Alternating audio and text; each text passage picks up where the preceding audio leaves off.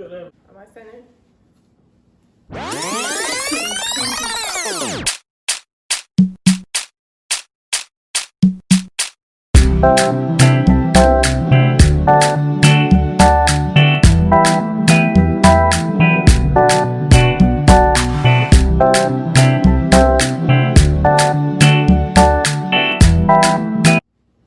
Hey guys, welcome back to another Afro Week video. So today we're making meat pie. Meat pie is a party favorite at any function, Nigerian or African function that you go to. It's more of an appetizer that you get along with the food and not the main course. Now it's called different things based on what country you're from. I know Jamaicans have a beef patty. We call ours meat pie. Now the meat can either be chicken or beef. I also seen fish pie. So let's jump right into it as I show you guys how I make meat pie.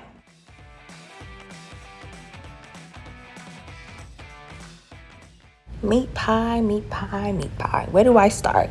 I feel like a lot of people shy away from making meat pie because it does take a little longer than other Nigerian dishes. First, you have to prep the dough, then you have to make your filling. So it's a two-part process. Right now, I am prepping my dough. The first thing I do is cut off 2 sticks of butter, just depending on how many meat pies you're making. I made about 10 to 15 meat pies. So I have bleached flour, and then I go ahead and add 2 sticks of butter. And I'm going to use my hands, and I'm just going to slowly crumble that. It's going to take some time. Honestly, this part was kind of fun. I like the way the dough feels on my finger. That might just be me. But anyways, make sure you wash your hands really well just to avoid any type of contamination. And you're just going to slowly make sure that you go through the butter with the flour until it's crummy and completely fine in your fingers.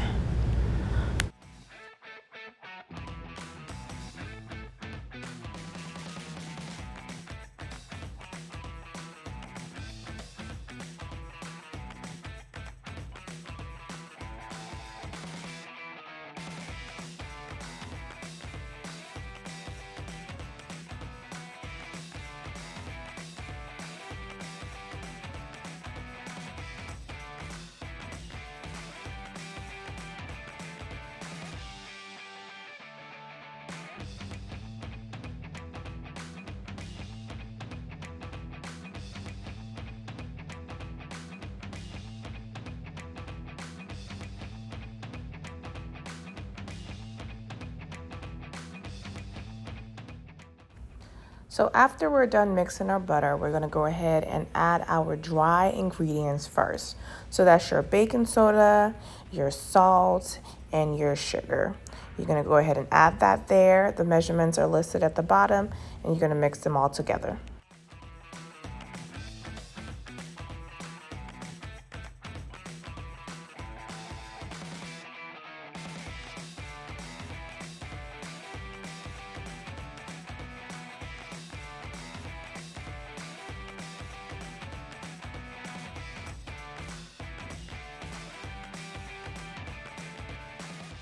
Finish adding your dry ingredients, you're going to go ahead and get 2 eggs, whisk it, and add cold water, not warm or lukewarm, cold water.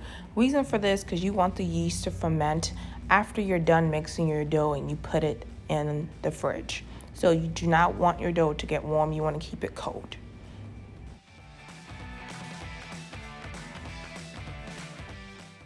So you're going to gradually pour your egg into your flour slowly while you use a wooden spoon or any type of spoon and mix it as you go.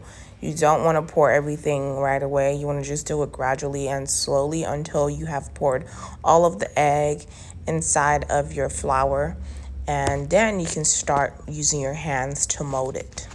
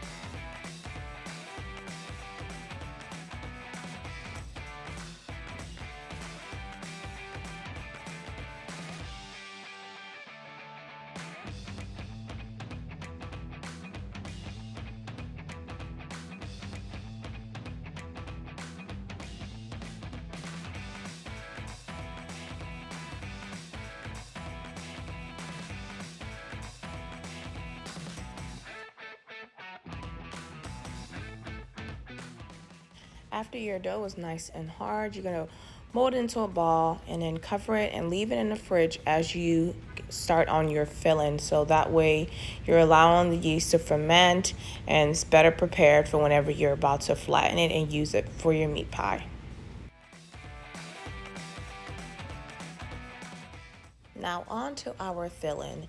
Now you can either use ground beef. I am using chicken because I am not eating red meat right now. So I'm making chicken pie or still meat pie, but I'm not using ground beef. So if you can't find chicken ground beef, I've seen videos where people have blended regular chicken and cooked it and used that. That just seemed a lot of work. So my local grocery store had ground chicken beef, so it made this very easy.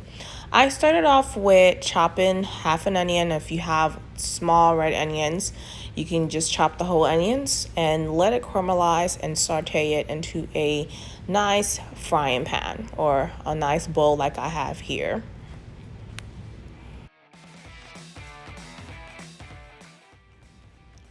Go ahead and I add the ground chicken right from the package into the skillet for it to cook for a bit. So I'm going to go ahead and do that, put a lid on it, and let it cook for a good 5 minutes before I do anything else.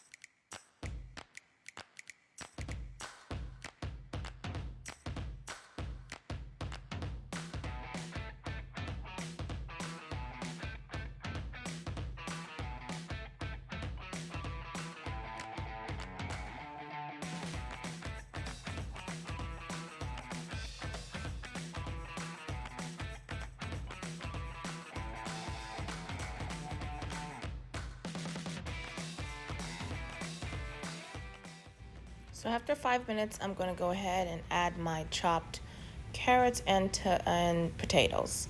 So I'm using carrots and potatoes, and I'm adding it now so that it will be nice and soft by the time that my chicken is done cooking.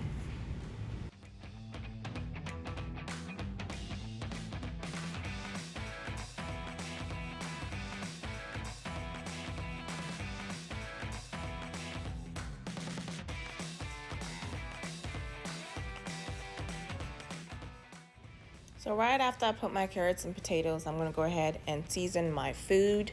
The seasonings are listed at the bottom of the screen. So make sure to use all these seasoning. I used 2 types of chicken bouillon. I used a little bit of the powdered bouillon and I used a little bit of the paste. I wanted to kind of try the paste out. My friend had it in her kitchen, so I went ahead and used it. Why not? Thought it would be a nice little touch.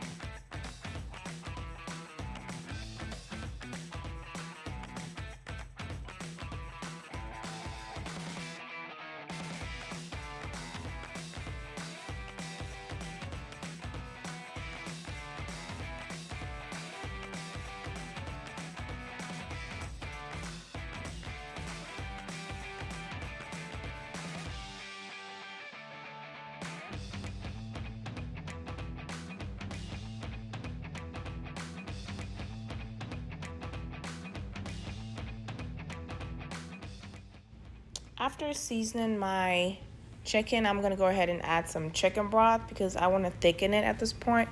If you're using ground beef, if you have beef broth, you can add beef broth or you can add a little bit of water, either or. Then after you add your chicken broth, you're going to go ahead and add some flour. The reason you're doing this is because you want to thicken it. for the filling. So I added about 2 to 3 spoons of just all-purpose flour.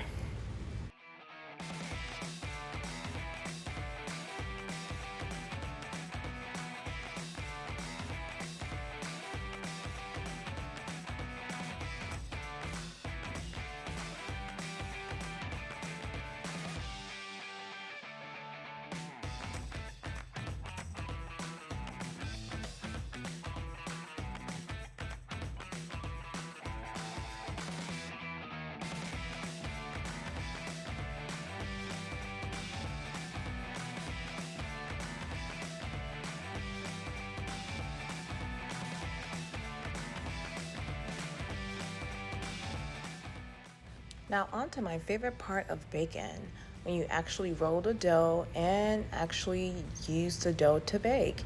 So I take my rolling pin and I spread a little bit of flour on there. I'm sure all of you that bake know to do this, just so that the dough will not stick on the rolling pin, and it just makes it easier.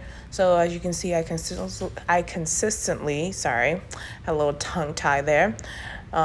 Sprinkle some of that dough on there just so it can make it a little easier, and flatten it up. If you have a large surface, you can flatten everything up and just use a bowl to make those circles for the meat pie. It makes it a lot easier so that you don't have to keep rolling your dough and trying to consistently keep doing it. It makes it easier to roll everything into one large flat surface, and then use a bowl. As you'll see me using a bowl later on in the video to create that circular form of your pie. So I only had a small bowl. If you had have a medium-sized bowl, the bigger your bowl, the bigger your meat pie, of course. So I only had a small bowl, so my meat pies were a lot more smaller. And I'm sure there's actual tools for this, maybe on Amazon, that you can buy that are already circular for a meat pie. I probably need to get that, but for now, of course, make you a makeshift one. Go to your kitchen and get you a big little bowl or small bowl and get to circling. Now you're gonna use your spoon. I would advise using a smaller spoon than I did, because I kind of had to take some out. But use a small spoon to scoop your filling into your flattened out dough.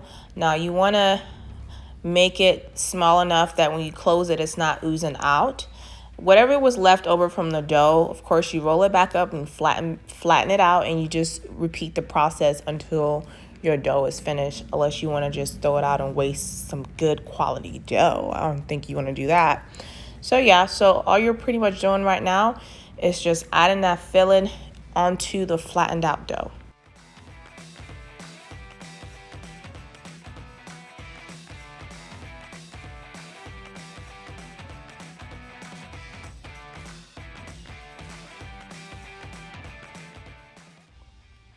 And then when you're done, you're gonna flap it together like I did. Kind of use the fork to help guide you so it can be a perfect little seal. And then you tighten the ends together like I'm doing here. And after you tighten the ends together, you're gonna use your fork, as you'll see later on, to kind of press it. This helps with the sealing of the meat pie. And you're gonna take your fork and you're gonna poke little holes at the top. This helps with allowing heat to enter inside your meat pie to bake better, and also aesthetically, it looks cuter when you do that, honestly.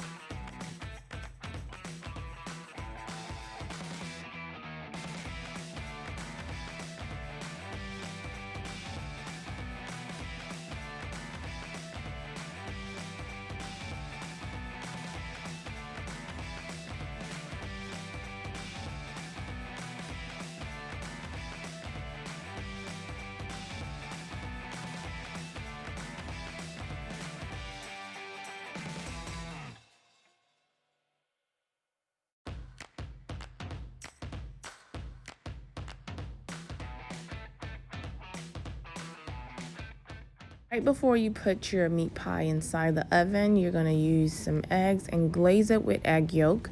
You're doing this for two reasons. One, because it makes it look beautiful and golden after you take it out of the oven. And two, it helps to keep moisture to your dough and not dry out.